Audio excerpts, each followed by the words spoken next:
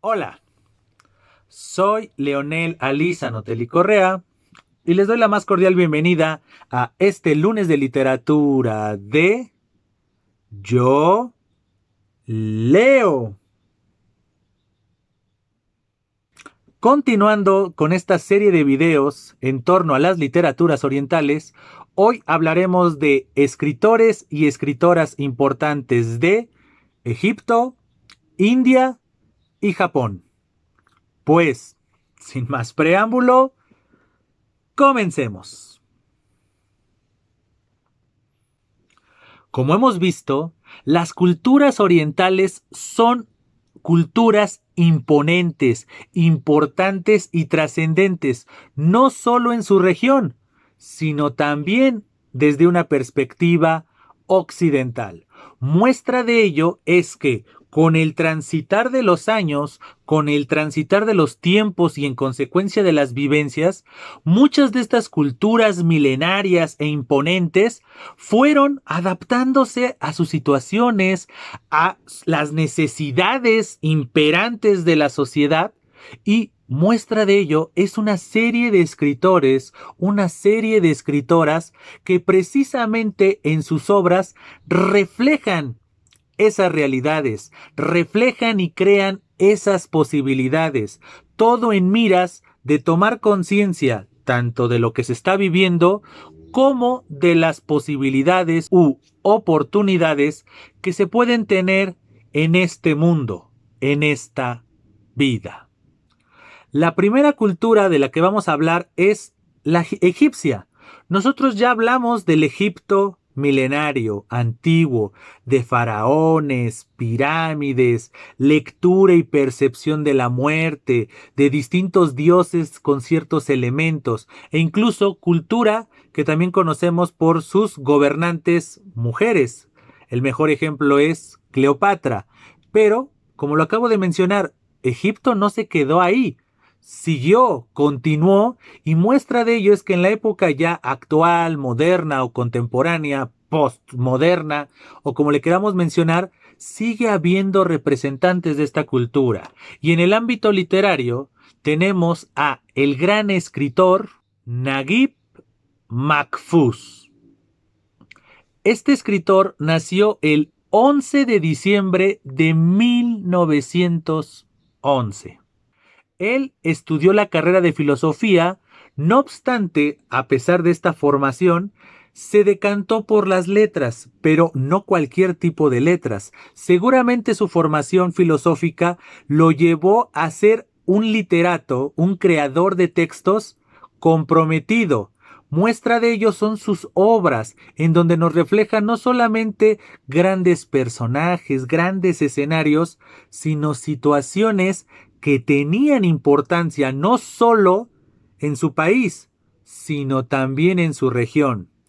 Tanta es la importancia que tuvieron sus letras y tanta repercusión tuvieron las mismas que sufrió atentados terroristas, lo encajaron o mejor dicho, lo obligaron a vivir una vida encerrada en su casa, con esporádicas salidas, pero estas custodiadas por la policía. Muchos grupos islamistas lo sentenciaron a muerte, fue perseguido, una infinidad de historias particulares, existenciales, que vivió este autor, producto de qué?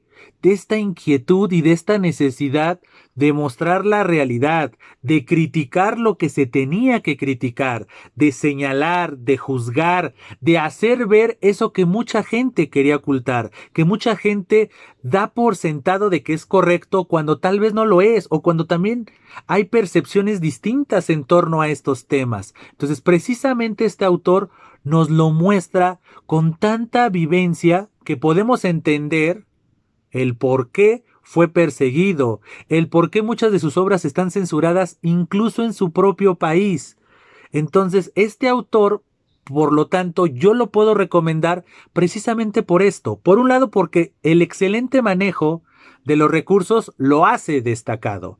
Pero por el otro lado, el trasfondo de muchas de sus obras está esta necesidad y esta trascendencia que también brinda la literatura. Como lo hemos visto a lo largo de los videos, la literatura no solamente es crear historias, crear personajes, sino que esas historias y esos personajes reflejen una realidad o bien crean una realidad que nos hace reflexionar nuestro presente y en consecuencia nos hace pactar, nos hace proyectar un mejor futuro. Una de las obras más destacadas que yo les puedo mencionar es la afamada novela El Callejón de los Milagros, publicada en el año de 1947. Y, como dato oculto, esta novela fue adaptada al cine en México. Entonces, si ustedes quieren acercarse a la obra de este gran escritor egipcio, se pueden acercar a partir de la adaptación cinematográfica de su novela El Callejón de los Milagros. Tanta es la importancia de este escritor que en el año de 1988 fue acreedor a el Premio Nobel de Literatura, para que vean cómo este autor no solamente tuvo repercusión en su región, en su país, sino estas denuncias, estas reflexiones, estas obras que nos muestran de manera vívida todas estas circunstancias, todos estos personajes, todos estos usos y costumbres, lo hicieron acreedor a el gran reconocimiento que es el Premio Nobel de Literatura. Infelizmente, el 30 de agosto del año 2006, Naguib Mahfouz falleció. Pero, como se los acabo de mencionar, al lado de él, detrás de él, delante de él, como se quiera percibir, hay una inmensa obra, una obra que es importante para entender, por un lado, la realidad oriental actual, pero por el otro lado, las posibilidades que nosotros, a pesar de la distancia con esta región, podemos aprender, no solo desde una perspectiva ideológica, no desde una perspectiva filosófica, sino también artística. Siguiendo en esta región, es importante también mencionar a las escritoras, a las grandes pensadoras, esas mentes que también le abonan a la cultura, porque muchas veces siempre nos concentramos en los escritores, pero la historia nos ha enseñado la importancia de las mujeres. Entonces, en el caso particular de Egipto, hay que mencionar a la gran Nawal el-Saadawi. Esta gran escritora nació el 27 de octubre de 1931. En una primera instancia, ella se dedicó a la medicina, pero conociendo las situaciones que imperaban a su alrededor, comenzó a decantarse por las letras. Pero no se olvidó de este origen que justamente la llevó a tomar conciencia. Esta conciencia la podemos ver en una de sus primeras obras, intitulada Memorias de una joven doctora, publicada en el año de 1958. Esta obra precisamente, como lo dice el título, son las memorias, las lecturas situacionales de una joven doctora. Cada parte de esta obra nos va mostrando una realidad que, por un lado, es importante conocer, pero que por el otro muchas veces nos empuja a querer cambiarla. Esta idea, esta filosofía, este trasfondo que podemos ver en este primer título, lo vemos de manera más clara y más evidente en el texto intitulado Mujeres y Sexo, libro publicado en el año de 1969. La importancia de este libro no solamente radica en la reflexión de una mujer sobre la relación existente e inherente entre el sexo femenino y eso precisamente, el sexo. ¿Por qué es importante este libro? Y por lo tanto, se los recomiendo. porque este fue uno de los primeros títulos, si es que no el primer título que mencionó la atrocidad de la mutilación genital en mujeres en las culturas orientales. Este texto fue el que le puso los reflectores a una situación real, pero que había pasado inadvertida para mucha gente, principalmente en el mundo occidental. Como podemos ver, la literatura no solamente es esta creación de escenarios y personajes, sino también es usar las letras, usar el soporte que nos da la escritura para hacer ver situaciones que mucha gente la puede ver o la puede interpretar de manera cotidiana, normal, inocente, aunque la realidad nos diga lo contrario. Esta escritora tan importante, tan imponente, que nos llevó a la reflexión de esta lucha feminista, no desde una perspectiva occidental, sino desde una perspectiva oriental, falleció el 21 de marzo del año 2021. Justamente su obra, sus textos, tanto de creación como ensayísticos o este estilo un poco de reportaje, porque lo refería de manera muy vívida, aunque un cierto distanciamiento precisamente para poder establecer ciertas objetividades y demás, esta obra y ella como personaje cultural son personajes dignos de recomendar, dignos de tomar como ejemplo de esto que hemos hablado infinidad de veces, incluso en este video, la importancia y la repercusión, y por lo tanto el eco, que pueden tener unas palabras plasmadas en una obra, sin importar el estilo, sin importar nada. Cambiando de cultura, ahora hablemos de la cultura hindú. Ya hablamos de la India milenaria, ya hablamos de sus usos, sus costumbres, su percepción de la vida en sus orígenes y el porqué de esas percepciones, sus libros, sus dioses, en consecuencia sus creencias, sus usos y costumbres. Pero al igual que lo decíamos con Egipto, India no se quedó ahí.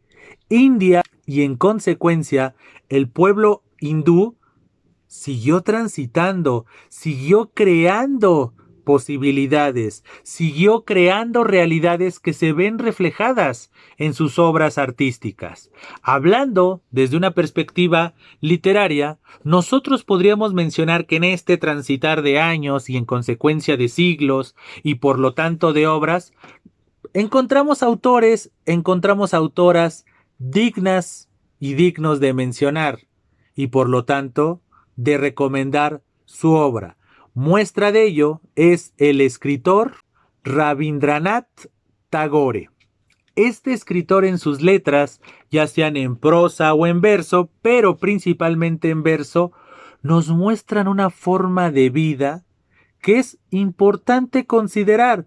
A mucha gente tal vez no le puede llamar la atención esta forma relajante, esta forma pura, por llamarle así, de ver la vida. Pero también tenemos la otra cara de la moneda. Esta percepción pacífica, llena de intimidad, de reflexión, casi tener a flor de piel lo que está mencionándonos el yo poético de las obras de este gran autor Tagore, nos puede servir para este ejercicio tan importante muchas veces de hablar con nuestro interior a partir de lo dicho por alguien más y en consecuencia de lo dicho por alguien más desde su interior. Esta interiorización muchas veces la podemos lograr con textos como los de este gran poeta.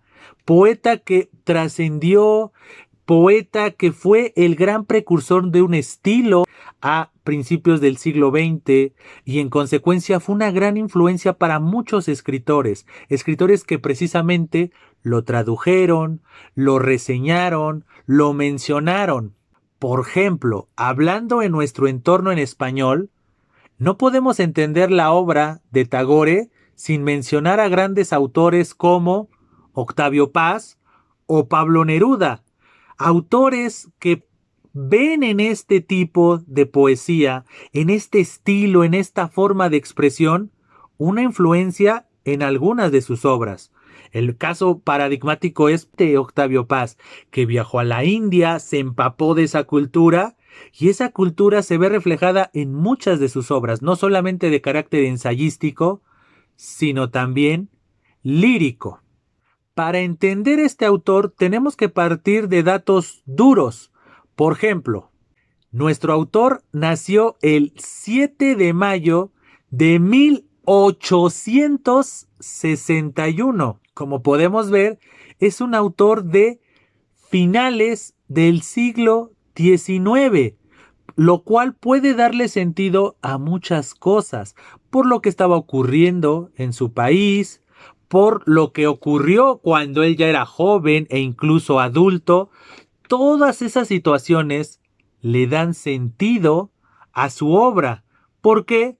Porque nada viene de la nada. Entonces, ese dato de saber que él nació a mediados o la segunda mitad del siglo XIX nos hace percibir, nos hace entender el porqué de muchas cosas que podemos ver en sus letras. Nosotros podemos destacar una obra. Tiene una infinidad de textos, insisto, tanto en prosa como en verso, pero nosotros le damos más peso a su obra lírica.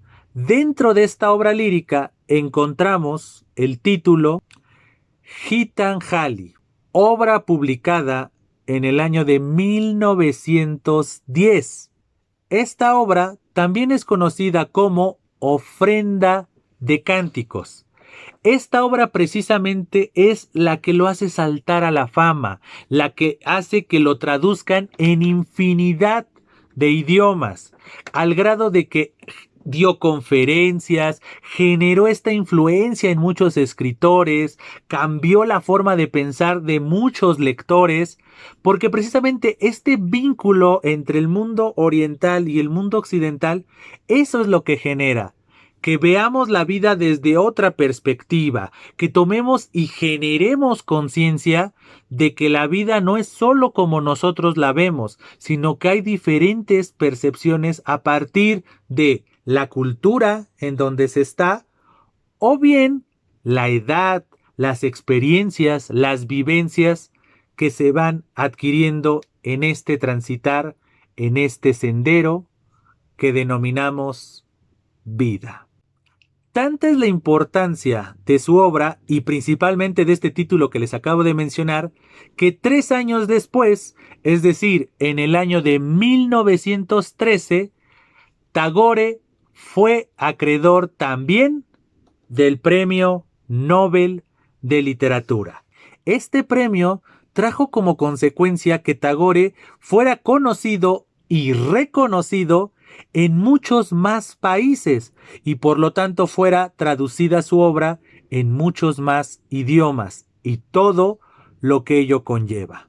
Y finalmente, en torno a este autor, tenemos que mencionar que el 7 de agosto de 1941 falleció.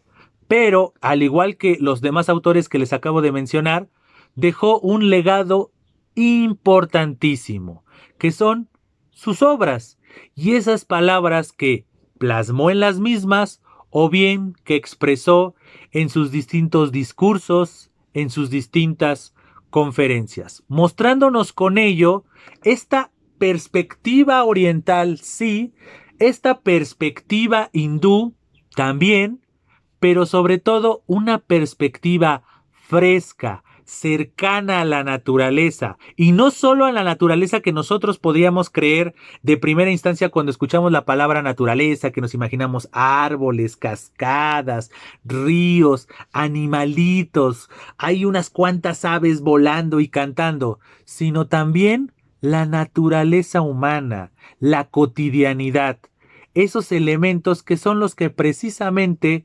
caracterizan la obra de Rabindranath Tagore. Acercándonos un poco más a nuestras épocas, también podemos mencionar que la cultura hindú nos ha brindado grandes escritoras.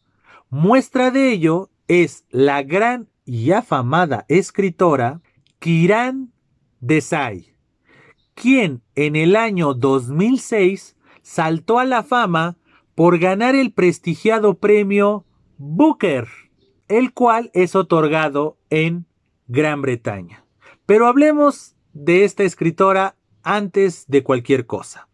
Kiran Desai nació el 3 de septiembre de 1971. Es hija también de una afamada y reconocida escritora, lo cual le da sentido a muchas cosas. Pero hablando particularmente de ella, cabe mencionar esta obra intitulada El legado de la pérdida. ¿Por qué es importante esta obra? Por un lado, porque la hizo acreedora de este premio Booker en el año 2006. Pero por el otro lado, porque esta obra nos refleja eso de lo que hemos hablado tanto en este video como en otros. La importancia de la observación, la importancia de reflejar la realidad, pero a su vez de crear personajes, escenario, en consecuencia, posibilidades que nos lleven a reflexionar nuestra realidad presente, pero sin olvidar que podemos mejorar dicha realidad, tanto desde una perspectiva individual como desde una perspectiva general. Y precisamente esta obra de El legado de la pérdida nos muestra esa realidad, ese cambio de paradigma, ese cambio de situaciones a partir de un juez retirado, que de repente tiene una vivencia, tiene una situación que le cambia todo, no solamente su presente, sino también esos recuerdos del pasado y por lo tanto que son la base de lo que se es en el presente. Esa importancia no viene de la nada. Obviamente, la obra de Kiran Desai es producto de una larga tradición, una tradición que precisamente ve en esa India milenaria de la que hablamos en anteriores videos su germen, su origen, pero que ese germen y ese origen trae como frutos la India de hoy en día, los personajes de hoy en día.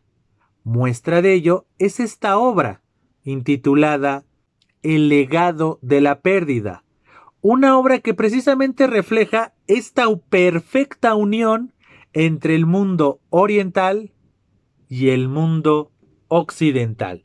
Esto producto precisamente de la formación académica de su autora, la cual sí es de origen hindú, pero que producto de su vida académica tuvo que viajar por el mundo, principalmente a Estados Unidos. Esta dualidad de culturas son un reflejo de nuestra actualidad.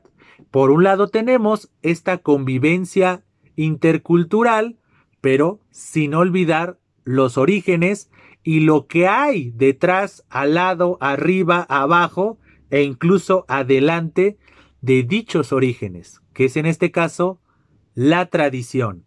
Como podemos ver, esta autora y en consecuencia su obra son un perfecto reflejo de esta dualidad y de este campo y este abanico de posibilidades que nos brinda el arte, en este caso, el arte literario. Y ahora vámonos con la tercera y última cultura que les voy a mencionar. Me estoy refiriendo a la cultura japonesa. Cultura de la que no hablamos en videos de estas culturas milenarias, pero que de todos modos es una cultura importante, no solamente hoy en día desde una perspectiva económica y cultural, sino también desde una perspectiva milenaria en todos los ámbitos. Entonces, hablando de escritores y escritoras contemporáneas que son dignos de ser mencionados y por lo tanto que su obra es totalmente recomendable, les voy a mencionar, por un lado, al afamado, conocido y reconocido Haruki Murakami. Seguramente ustedes al escuchar este nombre ya saben a quién me estoy refiriendo. Es uno de los grandes autores de la cultura japonesa, actual. Y es un autor que precisamente un poco como se los mencionaba hace unos minutos en relación con Kiran Desai, es esta perfecta combinación entre el mundo oriental y el mundo occidental. Murakami es un ejemplo de este sincretismo, directo o indirecto, pero sincretismo al fin y al cabo, de las culturas oriental y occidental. Hablar de Murakami es hablar, por un lado, de un autor que nació el 12 de enero de 1949. Es decir, es un autor que ya tiene sus años y por lo tanto tiene esta capacidad de reflejar los sentimientos y las emociones. Algo que caracteriza a la obra de Murakami es precisamente esta gran potencialidad que le da a la observación, a las sensaciones, a las emociones, pero no unas emociones cursis, no unas emociones muy superficiales que se van al modelo, a la fórmula fácil, sino a estas emociones, a esta observación minuciosa, meticulosa, que implica un gran conocimiento tanto del ser humano como de uno mismo en particular. Precisamente Murakami muchas veces es catalogado como un autor solamente de obras de bestseller, y este uso de bestseller de manera peyorativa de, ay, pues escribe su modelo, ya aprendió la fórmula y ya la ejecuta. Y no es cierto. Murakami sí nos puede escribir una historia muy tópica o muy típica de relaciones interpersonales, de relaciones consigo mismo, es decir, una cuestión de ensimismamiento, sí. Obras típicas, ¿no? Que son producto de la tradición, etcétera.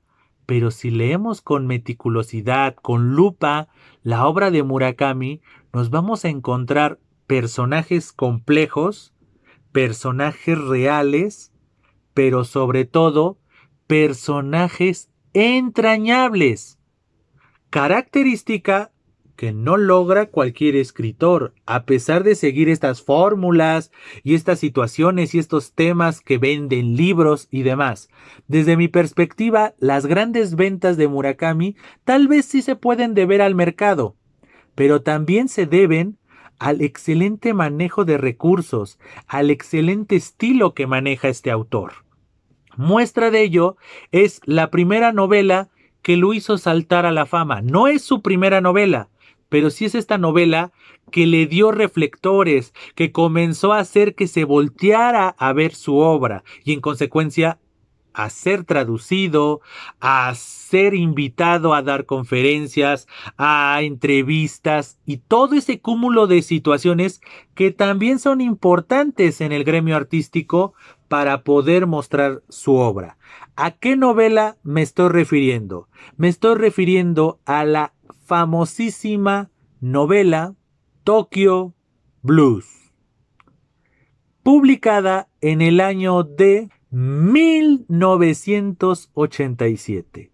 Esta historia sí nostálgica, esta historia sí amorosa, esta historia sí envuelta en un mundo de los Beatles y demás, pero que es una historia, como se los mencionaba hace unos minutos, llena de complejidades, porque contrario a lo que se podría pensar, las emociones no son tan fáciles de poder narrar, de poder describir, y Murakami, a partir de esta novela, Tokyo Blues, nos va envolviendo en esta historia, en estos personajes que son imprescindibles hoy en día en la cultura literaria, y más cuando hablamos de esta unión entre cultura oriental y cultura occidental. Podríamos mencionar la larga lista de obras que ha publicado en estos últimos años Murakami.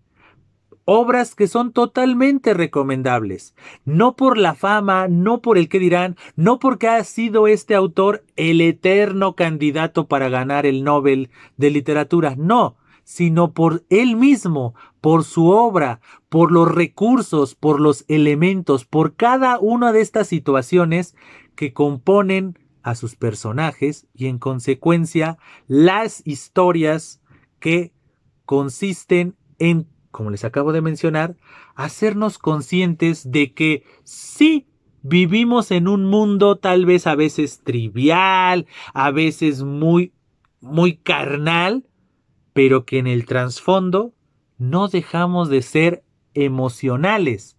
Y entonces esas emociones que también se tienen que reflexionar es uno de los elementos particulares de la obra de Murakami. Y por último, siguiendo con la literatura de Japón, no podemos mencionar cultura de Japón, literatura japonesa, sin mencionar a la gran escritora Hiromi Kawakami, quien nació el 1 de abril de 1958. Algo muy similar con lo que les mencionaba en torno de la obra de Murakami, la obra de Kawakami es también una obra donde los sentimientos, las emociones, las percepciones, el entorno y cómo ese entorno también tiene reflejo en las emociones, en la personalidad, es fundamental. Muestra de ello es la novela El cielo es azul, la tierra blanca, publicada en el año 2001 y posteriormente adaptada al cine. Entonces también nosotros tenemos esa opción. Si nosotros nos queremos acercar a la obra de esta importante escritora, nos podemos acercar por medio de sus adaptaciones. Obviamente siempre se recomienda que primero se lea la obra y posteriormente se vea la adaptación para que nosotros podamos generar ese vínculo entre la obra y posteriormente ver la adaptación, que no deja de ser una lectura o una interpretación que se le dio a la obra.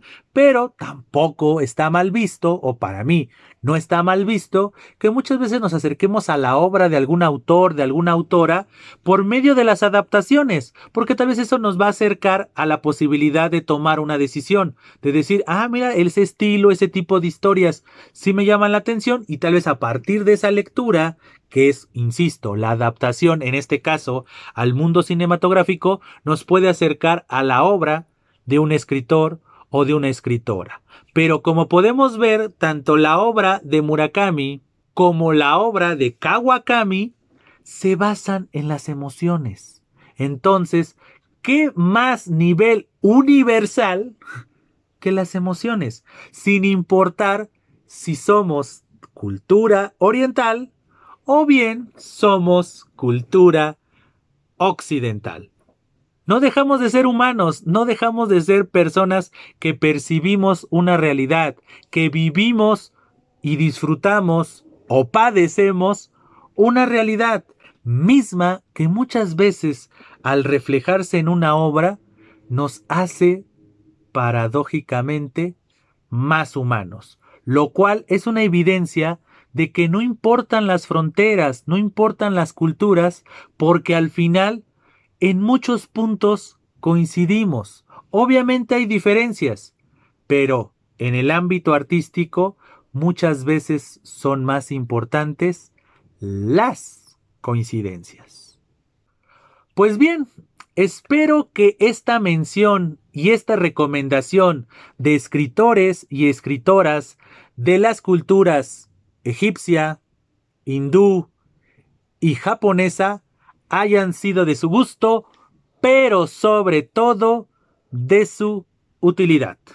Como siempre, antes de despedirme, les hago la cordial invitación para que se suscriban al canal y que comenten.